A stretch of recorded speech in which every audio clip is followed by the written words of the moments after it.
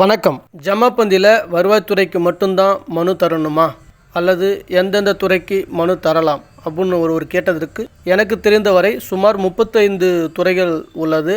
அத்தனை துறை சார்ந்த மனுக்களும் தரலாம். அது எந்தெந்த துறை என்ற விஷயங்களையும் பார்க்கலாம்.